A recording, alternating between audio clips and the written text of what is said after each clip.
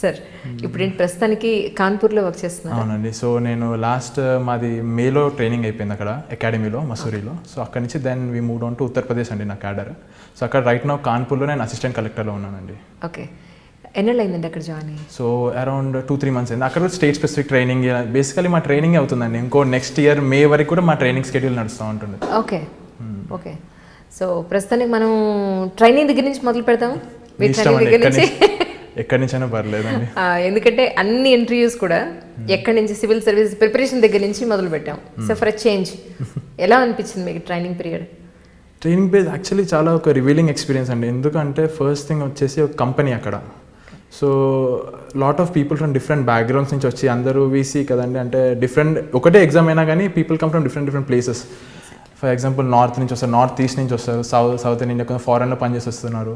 So it's a very different experience and people అక్కడ నుంచి వచ్చాక మీకు కూడా అనిపిస్తుంది యూ ఫీల్స్ వెరీ స్మాల్ అనమాట. అక్కడ లాట్ ఆఫ్ పీపుల్ ఇక్కడ ఉన్నంతసేపు వీ ఫీల్కి మనం ఏదో సాధించేసాము, ఎగ్జామ్ అయిపోయింది అని. సో అక్కడ ఒక రివల్యూషన్ ఏంటంటే the journey has just begun అని. మీలాంటి వాడు 100 మంది ఉంటారు అక్కడ, చాలా మంది ఉంటారు. ఇట్స్ వెరీ గుడ్ ట్రైనింగ్ అండి. ట్రైనింగ్ కూడా చాలా బాగుంటుంది, మసూరిలో ఉంటుంది. ఇట్స్ లైక్ మాకు ట్రెక్స్ అని, భారత్ దర్శన్ అని చాలా వెరీడ్ ఎక్స్పీరియన్స్ ఇస్తారు. So it's very good experience అండి. అంటే ఎంతకాలం మీకు ట్రైనింగ్ పీరియడ్ అండి? సో వచ్చేసి మేము లాస్ట్ సెప్టెంబర్లో అలా జాయిన్ అయ్యామండి. సో దెన్ సెప్టెంబర్ తర్వాత ఫస్ట్ 3 months అనేది అన్ని సర్వీసెస్ వాళ్ళు వస్తారండి. అంటే ఐఏఎస్ అయినా ఐపీఎస్ అయినా కానీ foreign service every one comes to Mussoorie. So Mussoorie ఒక్కసారి వచ్చాక 3 months తర్వాత డిసెంబర్లో ఐఏఎస్ స్పెసిఫిక్ ట్రైనింగ్ స్టార్ట్ అవుతుంది. So that goes until May అనమాట. సో అలా నడుస్తుంది. అంటే ఐఏఎస్ కావాలని చూస్ చేసుకున్నారా, లేకపోతే ఐపీఎస్ అవ్వబోయి ఐఏఎస్ అయ్యారా? లేదండి, అంటే మేబీ సివిల్ సర్వీసెస్ రాసే ముందు వరకు కూడా ఐ వాజ్ లైక్ ఐపీఎస్ కొంచెం ఫేవరబుల్గా ఉండే నాకు. ఎందుకంటే మా ఫాదర్ పోలీస్ డిపార్ట్మెంట్లో ఇంజనీర్ అండి. సో చిన్నప్పటి నుంచి నాకు వచ్చి ఇంటికి వచ్చి చెప్పింది ఐపీఎస్ మా వాళ్ళ ఆఫీస్లో కలిసారు ఇది అని చెప్తే నాకు అదే ఎక్కువగా ఇష్టం ఉండేది. But once I got in to civil services IAS కూడా నాకు అనిపించి I felt IAS is the right thing for me అని చెప్పేసి ఐ చూస్ ఐఏఎస్ అండి. అంటే ఒక విధంగా చెప్పాలంటే సివిల్ సర్వీసెస్లో మీకు ఆ థాట్ రావడానికి మీ నాన్నగారి కారణం అనుకోవచ్చా? ఎస్ అండి, డెఫినెట్లీ. అంతేనా? నాన్నగారు వేసిన బ్రెయిన్లో ఒక విత్తనం.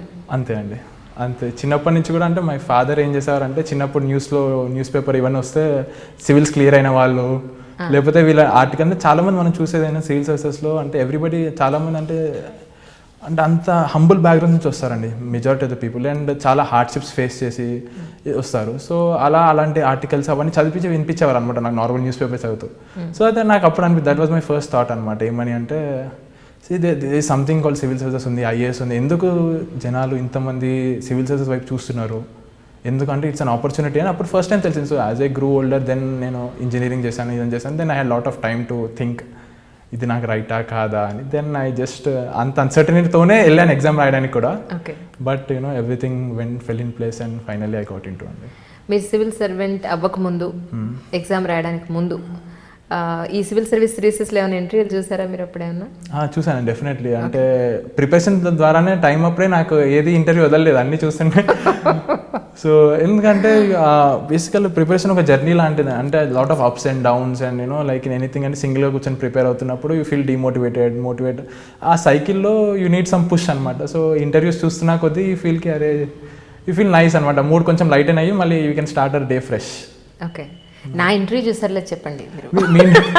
మీ ఇంటర్వ్యూ చూసాను నేను, చూసాను. వేరే అంటే సివిల్ సర్వీస్ క్లియర్ చేసాను కదా, సీనియర్ ఆఫీసర్స్ వాళ్ళు 2-3 చేశారు కదా, నాకు చూసాను నేను వాళ్ళు. So nice sir.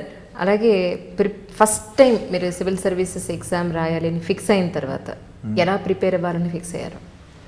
First time అంటే నేను జస్ట్ జనరల్లీ సిలబస్ ఇవన్నీ చూసాం మాట్లాడడం. బట్ ఆ అన్సర్టనిటీ ఉంటుందండి. అంటే ఫస్ట్ ఏంటంటే నాకు ఇది కావాలొద్దని డిసైడ్ అవ్వండి ఫస్ట్. ఎందుకంటే ఇంజనీరింగ్ తర్వాత నేను ఐఐటి హైదరాబాద్ ఇంజనీరింగ్ చేశాను, electrical engineering.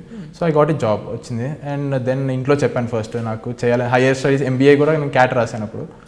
But you know cat interview call అప్పుడే నేను మా డాడీకి చెప్పాను అనమాట ఫోన్ చేసి, నాన్న నాకు అంత వెళ్ళాలని లేదు, ఇంటర్వ్యూ కూడా వెళ్ళాలని లేదు. ఎందుకంటే నేను అక్కడ వెళ్తే కూడా అక్కడ నేను అంటే ఆనెస్ట్గా ఆన్సర్ కూడా చెప్పలేను నేను అక్కడ. ఎందుకు నువ్వు ఎంబీఏ చేయాలనుకుంటున్నావు అంటే బికాస్ నాకు సివిల్ సర్వీసెస్ అనేది back of the mind run అవుతున్నాయి అనమాట. సో ఇంటర్వ్యూ కాల్ వచ్చినప్పుడు వెళ్ళలేదు నేను. దెన్ అగైన్ ఫైనల్ ప్లేస్మెంట్ వచ్చింది. ఇంట్లో చెప్పానంటే ఇంట్లో వాళ్ళు అనుకోవద్దు కదా జాబ్ కూడా రాలేదు మా వాడికి అందుకే వెళ్తున్నాడని. సో జాబ్ వచ్చిందన్న పర్లేదు నాకు వస్తుంది, నేను ఇక్కడ ఫెయిల్ అయినా కానీ అక్కడ వెళ్ళొచ్చు, టెన్షన్ లేదు అని చెప్పి దెన్ ఐ డిసైడెడ్కి వెళ్తాను నాన్న నేను ఇక్కడ గివ్ మీ 4-5 years అని చెప్పాను నేను. బట్ లక్కీలీ 1.5-2 yearsలో అయిపోయింది. Okay,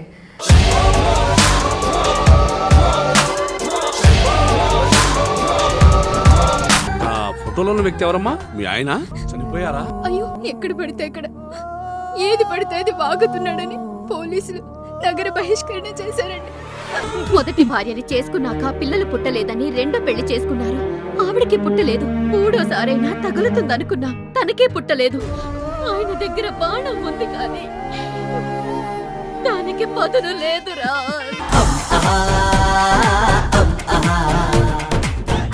ah